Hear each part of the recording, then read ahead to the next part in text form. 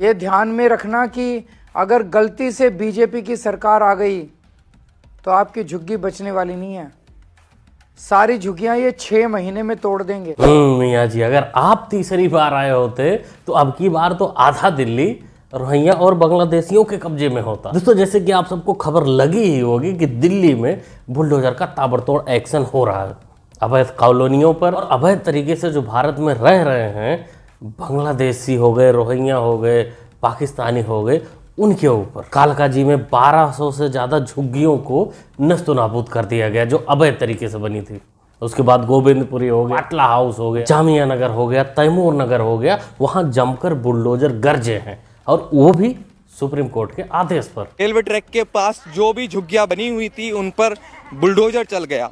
इसके पहले कांग्रेस थी, पानी दिया, बिजली दिया है, सब नाली बनाया, सारी व्यवस्था थी तो सरकार ने दिया, तो कोई दूसरा तो दिया नहीं, तब इनको नजर नहीं आया। बिल्कुल सही भाई, करती तो सब कुछ सरकार ही है, लेकिन कांग्रेस जब तुमको बसा रही थी उस समय अगर तुम समझ गए होते कि कांग्रेस तुमको क्यों बसा रही है तो शायद आज ये दिन देखने को नहीं मिलता कि तुम सिर्फ एक वोट बैंक। उनको चिंता तुम्हारी नहीं थी, उनको चिंता सिर्फ वोट बैंक की थी, ना तुम्हारी थी, ना दिल्ली की थी, ना देश की थी। और बीजेपी को खुद मैंने दिल से वोट दिया है और मैं बीजेपी चुनती हूँ हर बार, और मैं आगे भी चाहती हूँ बीजेपी रहनी चाहिए हमारे देश की। ये जरूरी नहीं कि झुग्गी रहे या ना रहे, बट सरकार बीजेपी की रहनी चाहिए। वैसे हम लोगों को आदत पड़ चुकी है, इसीलिए यहाँ से जाने का दिल नहीं करता है। आपके पास आप वोटर हैं दिल्ली की जी। ये होती है देश के लिए सोच, देशभक्ति सोच।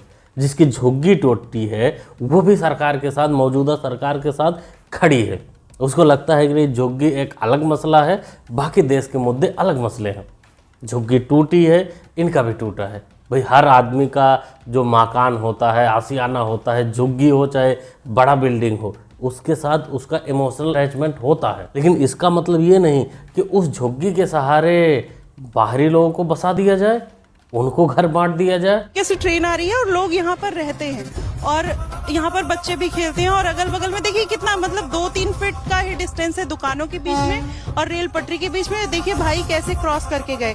कल को इनके साथ कोई कैजुअलिटी होती है तो सरकार के ऊपर ही इल्जाम आ जाएगा कि सरकार ने हमारी सुरक्षा का ध्यान नहीं दिया। अब लोगों से और जानते हैं, क्योंकि यहाँ पर देखिए अवैध तरीके से रहना। मैं कुछ बोलूँगा नहीं, मेरी तबीयत है खराब, तबीयत खराब हो रही है हमारी। अच्छा, घर टूट गया इसलिए तबीयत खराब हो। ताऊ जी क्या बोलेंगे, ताऊ जी की तो फटी पड़ी है। अभी अपने 5 बीबी 50 बच्चों को लेकर कहाँ जाएं ये सोच रहे हैं, क्योंकि वहाँ से तो ये अकेले आए थे और यहाँ तो इन्होंने पूरी कॉलोनी बना रखी है। जैसे दीमों की कॉलोनी होती है ना, वैसे ये दिल्ली में इनकी तो कॉलोनियाँ हैं। अब ये वापस कैसे जाएंगे उन सारे साम्राज्य को लेकर। बाकी वीडियो में जहाँ तक बात रही दिक्कत की, कि दिक्कत इन लोगों को होगा, बिल्कुल नहीं, इन लोगों को दिक्कत नहीं होगा। दिक्कत यात्रियों को होगा, सरकार को होगा, क्योंकि ये लोग बस स्टैंड के बाहर हो गए, रेलवे क्रॉसिंग के आसपास हो गए, रेलवे पटरी के आसपास हो गए।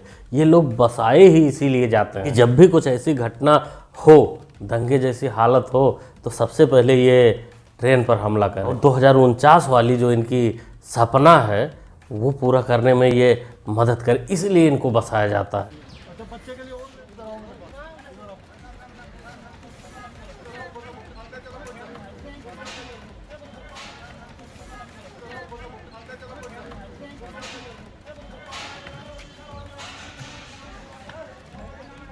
ये वीडियो उत्तर पूर्वी दिल्ली का बताया जा रहा है, जहां 31 खातूनों को पकड़ा गया है, साथ में मर्द भी उसमें शामिल है जो बांग्लादेशी हैं, अवैध रूप से यहाँ रह रहे थे। और इसमें सबसे मज़ेदार बात ये है कि 13 मोहतरमाएँ लोडेड है पूरा। कुल मिलाकर केजरी मियाँ की टीम में 13 और लोग शामिल होने वाले थे, लेकिन दिल्ली पुलिस इनको पकड़ ली है, इनको भेजने की तैयारी कर दी है बांग्लादेश।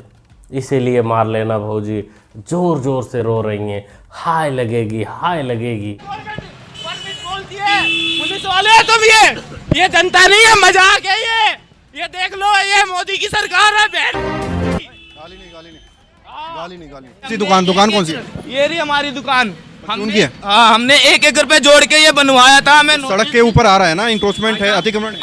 आपकी गवर्नमेंट सरकार है तो आप हमें पहले बोलना चाहिए था। आपने बोला था कब्जा करने से पहले। हमने कब्जा कहाँ कुछ सरकार को बताया था, नोटिस दिया था कि कब्जा कर। ये तो बताओ हमने क्या कब्जा करा है? ये सड़क के ऊपर आपने निकाला, कब्जा नहीं तो सारे लगा रहे हैं सर। शाबाश बेटा जी, सब लोग कर रहे हैं, तुम भी करोगे।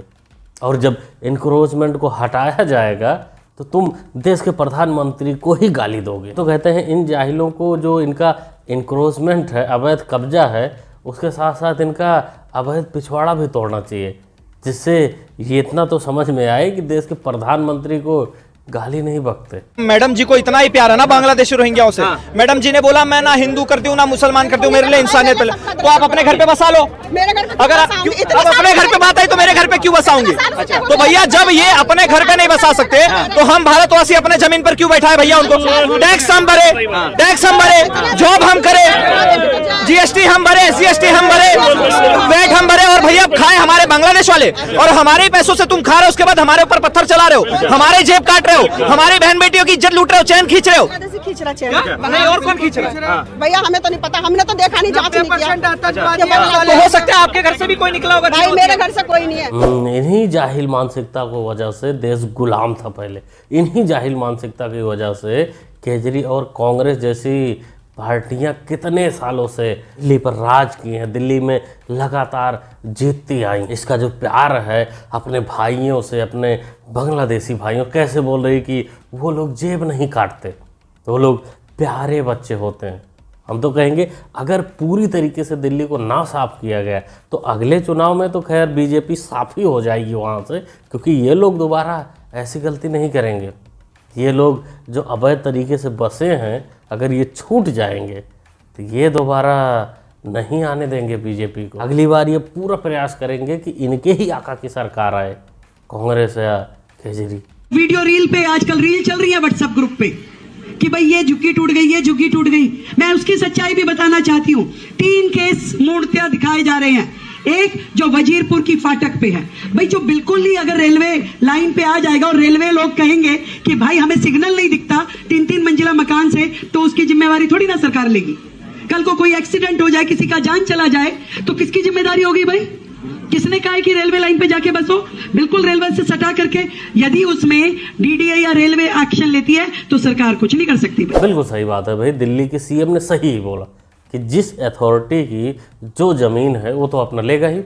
लेकिन यहाँ सबसे बड़ी बात ये है कि अब तक क्या इसके पहले ट्रेन चालक हो गए, ट्रेन के अधिकारी हो गए, क्या कभी उन्होंने सरकार से शिकायत की कि यहाँ से ट्रेन गुजरने में दिक्कत होती है, यहाँ बड़ी बड़ी बिल्डिंगें बनी हैं, झुग्गियाँ बनी हैं? क्या कभी किसी ने शिकायत की? और अगर शिकायत की तो किस गुंडे की वजह से उस शिकायत पर सुनवाई नहीं हुई, उसकी भी जांच होनी बहुत ज़रूरी है।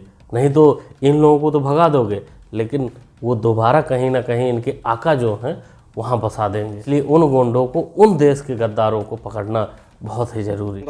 बांग्ला से हो ना आप? अच्छा, तो बांग्ला से आप यहाँ पे आए तो आप परमिट लेके आए कि ऐसे ही आ गए? कोनो परमिट नहीं। आप कहाँ से हो चाचा? बांग्ला से हो? बांग्ला से हो ना? तो बाहर से कैसे आप अंदर एंट्री कैसे किए? नहीं आया, कैसे आया? पश्चिम बंगाल से एंट्री किया ना? तो एंट्री ऐसे करने देते हैं वहां से? मतलब ऐसे आपको नहीं पता कि दूसरे देश में अगर जाते हैं अपने कोई देश में परमिशन के बिना, वीजा के बिना, ठीक है, तो वो इलीगल होता है, तो आपको ये पता नहीं था? बांग्लादेश से कैसे एंट्री मिली आपको? वो छोटा, जब छोटा था तब आया था। कौन लाया था? मम्मी पापा लाया था। वो बांग्लादेश से? बीवी है? बीवी। बच्चे कितने हैं? बच्चे एक है। अभी कहाँ पे जाओगे ये सब लेके? अभी गाय कोई मालूम नहीं। तो बांग्ला में कुछ काम नहीं है तो लोग यहाँ पे आ रहे हैं? काम धंधा नहीं रहता, इसलिए मजबूरी पे आना पड़ता है। कितने लोग रहते होंगे यहाँ पे? 1000, 2000, 5000? 1000, 2000 ऐसा रहता है। कितना खूबसूरत दृश्य है, किसी को पता ही नहीं है कि वीजा उजा भी लगता है, कोई कहीं से आ रहा है, कोई कहीं से आ रहा है। मतलब कुल मिला के एकदम पूरा धर्मशाला बन गया है। यहाँ ये रहते हैं, यहाँ ये हिंदुस्तान का खाते हैं, खूब सारे बच्चे पैदा करते हैं और बाद में ज़रूरत पड़ती है तो पत्थरबाजी में भी शामिल हो जाते हैं। इस लौंडे को देखो जो बात कर रहा है, ये 14, 15, 16 साल का है, शादी भी हो चुकी है, इसका एक बच्चा भी है और ये आजकल का आया हुआ बच्चा नहीं है। इसके माँ बाप इसको लेकर आए थे हिंदुस्तान, पश्चिम बंगाल के सहारे, वहाँ से होते हुए। ये गुजरात का वीडियो है। लगभग जितने लोग पकड़े जा रहे हैं, जिनको भेजा जा रहा है, जिनके ऊपर कार्रवाई हो रही है, वो सब 1980, 1990, सन 2000 यहाँ तक के रहने वाले हैं। वो उस समय आए थे। वो लोगों ने जो एक पर्टिकुलर ग्रुप से बिलोंग करते हैं, वो उन लोगों ने मुझ पर टारगेटेड अटैक किया। मेरा इरादा किसी की भी रिलीजियस भावनाओं को, सेंटिमेंट्स को हर्ट करना नहीं था। इसलिए मैं आप लोगों से हाथ जोड़कर सिर्फ इसलिए माफ़ी मांगता हूं तमाम हिंदू भाइयों से कि वो चीज़ें मेरे आईडी से आप तक पहुंचाई गई है, मेरे आईडी के ज़रिए आप, भले वो एडिटेड वे में हो, लेकिन मेरे आईडी के ज़रिए आपके तक पहुंचाई गई है और आपके सेंटिमेंट्स को हर्ट किया गया है। इसलिए मैं अपने दिल से और दिमाग को हाजिर करते हुए आप लोगों से, तमाम हिंदू भाइयों से माफ़ी चाहता हूँ। ना मुन्ना ना, बिल्कुल नहीं, माना ही नहीं जाएगा, क्योंकि तू ही तो वो था ना जो कहता था कि हम किसी से नहीं डरते, और आज माफ़ी? ये गलत बात, ये नहीं माना जाएगा। वजाहत खान ये कह रहा है कि इसके आईडी से किसी ने पोस्ट कर दिया। कैसे पोस्ट हो गया इसको पता नहीं, कैसे हिंदू देवी देवता को गाली दी गई, अपमान किया गया, हिंदू सेंटिमेंट को हर्ट किया गया, इसको कुछ नहीं पता। कैसे शर्मिष्ठा के खिलाफ कैंपेन चलाया, उसके खिलाफ वीडियो बनाया, उसको अरेस्ट करवाया, इसको कुछ नहीं पता। लेकिन आज ये अरेस्ट हो चुका है पश्चिम बंगाल पुलिस द्वारा। पश्चिम बंगाल पुलिस द्वारा अरेस्ट हुआ तो समझ ही सकते हैं कि संरक्षण सरकार का तो मिलेगा ही। लेकिन बड़ा अपडेट ये है कि इसमें हरियाणा पुलिस, असम पुलिस और बाबा की पुलिस, उत्तर प्रदेश वाली, ये लोग भी लाइन में लगे हैं। जिस दिन ये बाहर आएगा उस दिन ये लोग अपना काम शुरू करेंगे। कहीं पहले यूपी के हत्थे लग गया तो और किसी हत्थे लगने की ज़रूरत पड़ेगी ही नहीं। 27 में यूपी में अखिलेश यादव फिर से मुख्यमंत्री बनेंगे, ये कोल्हार गांव में दावा करके जा रहे हैं। और 210 सीट के आसपास अखिलेश यादव की आएगी। विजनरी नेता। हलवे चाटना भी आसान नहीं है साहब, हुनर चाहिए, एक टैलेंट होना चाहिए इंसान से कुत्ता बनने की। अवध ओझा यूपीएससी की परीक्षा में फेल होने के बाद अब ये एसएससी की तैयारी में जुट गए हैं। हम तो कहेंगे भगवान ही बचाए अखिलेश को, क्योंकि ये बड़ा खतरनाक प्राणी है। काशी का एक पंडित हमारा हाथ देखा, बोला कि तुम्हारे हाथ में कंस्ट्रक्शन का लाइन नहीं है, लेकिन डिस्ट्रक्शन का 4 गो लाइन है। तो हम किसी का बना तो नहीं सकते, लेकिन मिटा जरूर नहीं। दोस्तों क्या कहना चाहते हैं, क्या सोचते हैं, अपना राय कमेंट बॉक्स में दीजिए इनके बारे में, ओझा के बारे में। बाकी ओवरऑल जो वीडियो मैं आपको दिखाया उसके बारे में आप लोग क्या कहते हैं, क्या सोचते हैं, अपनी राय ज़रूर दीजिएगा। मुन्ना भाई को सपोर्ट भी कर सकते हैं चैनल को सब्सक्राइब करके, जो कि होता है बिल्कुल फ्री। और चाहे तो आप लोग इंटरेस्टिंग वीडियो के लिए टेलीग्राम भी ज्वाइन कर सकते हैं। वहाँ एक से एक इंटरेस्टिंग क्लिप आपको मिल जाएंगी जो यहाँ दिखाने लायक नहीं होती। तो आप इस QR कोड को स्कैन कर लीजिए, डायरेक्ट वहाँ पहुँच जाएंगे। मिलते हैं अगली वीडियो। Thanks for watching.